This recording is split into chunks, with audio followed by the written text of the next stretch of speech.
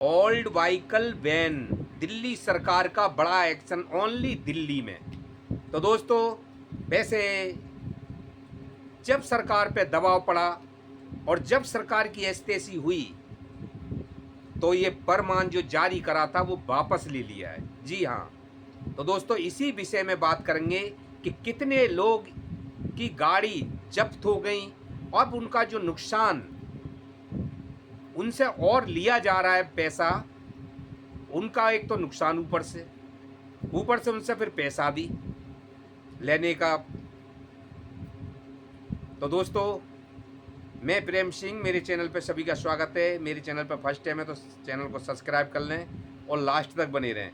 इस विषय पे बात करेंगे जैसे 1 जुलाई से दिल्ली सरकार ने, रेखा गुप्ता ने जो फरमान जारी किया था कि पुरानी गाड़ी जब्त, वो भी कहाँ पे, पेट्रोल पंप पे।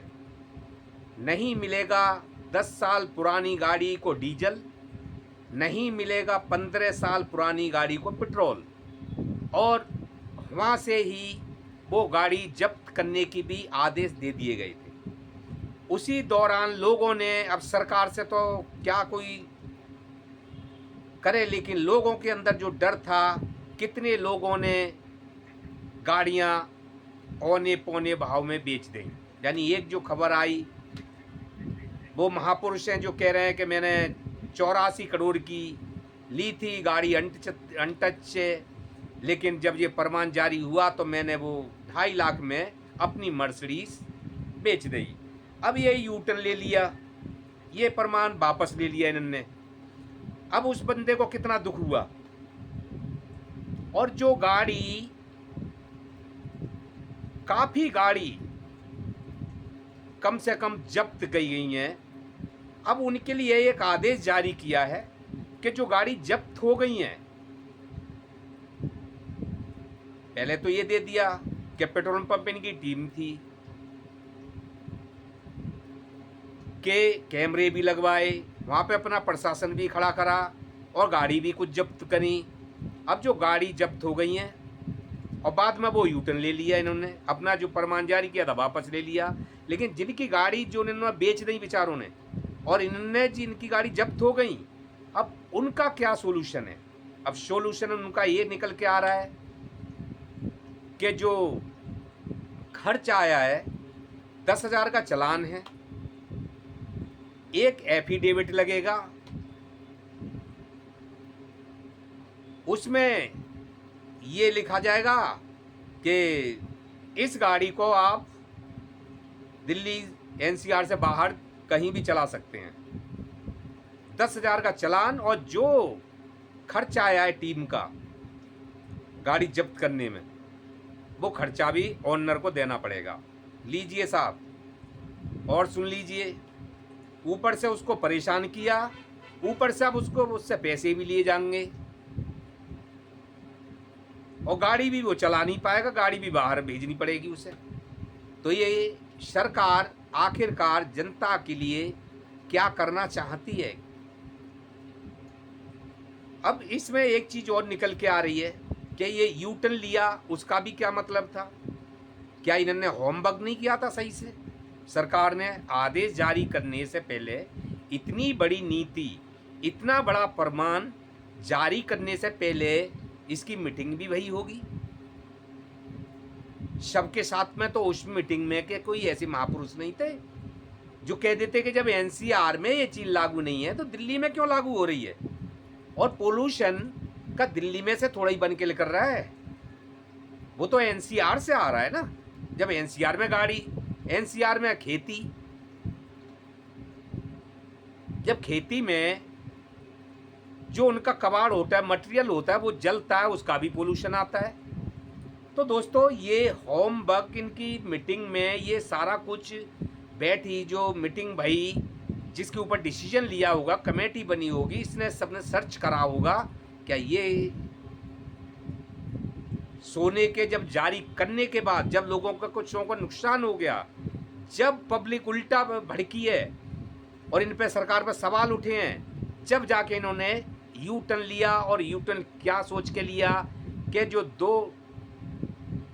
2024 में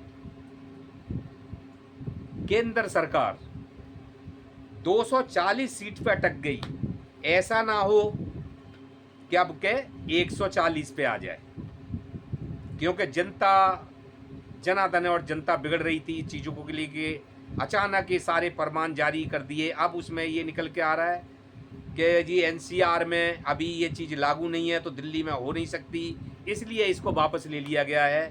बारे धन्य हो रेखा गुप्ता, नई सीएम, मुबारक हो आपको दिल्ली की सीट, और धन्य हो बीजेपी के लिए कि जो मुंह में से निकला वो बक दिया, जो मुंह में से निकला फिर वापस भी उसको माफ़ी मांग ली। यही सब भाजपा में एक रीति बन गई है। ये कम से कम जो डिसीजन हो, जबकि भाजपा के ही आपसी इसके खिलाफ हैं। परवेश वर्मा ने भी इस पे सवाल उठाया है। भाजपा ही के सांसद हैं जिन्होंने के केजरीवाल को हराया था। केजरीवाल ही अपनी सीट से हारे थे, वहां से परवेश वर्मा जीते थे, उन्होंने भी इस पे सवाल उठाया। लेकिन सवाल ये उठता है कि दिल्ली सरकार या मुख्यमंत्री इसको चाहती क्या थी? क्या अपनी वो किसी कंपनी से ज़्यादा उसकी सेल इनकम ज़्यादा कराना चाहती थी?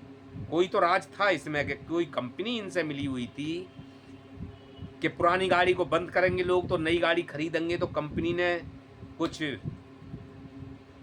दान पुण्य करा था, क्या करा था बाकी तो सरकार ही जाने।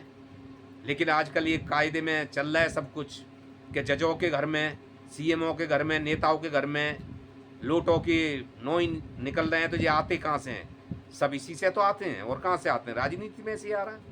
उसका काम करा दिया, उससे पैसे ले लिए, ये सब चलते आ रहा है। क्या गरीब आदमी के घर में किस में निकल रहे हैं पैसे?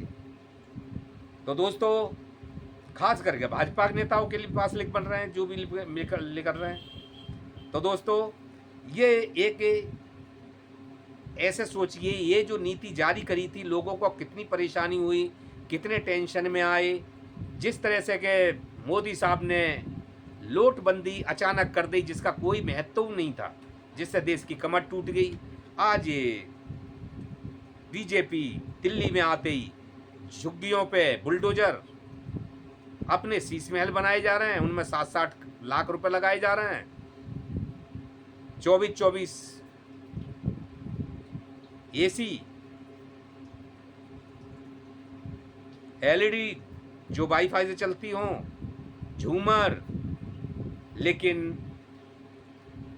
गरीब जनता की झुग्गी पे भी नजर अगर एसी लगी हुई है तो ये गरीब काहे के हैं? तो दोस्तों ये सरकार है, सरकार हर तरह से मानने का काम जनता को ही करती है। घूम फिर के जनता वोट दे तो परेशान और ना दे तो भी परेशान। आप लिखिए हमें कमेंट में कि तुम्हारी वोट की वैल्यू से राज कौन करता है।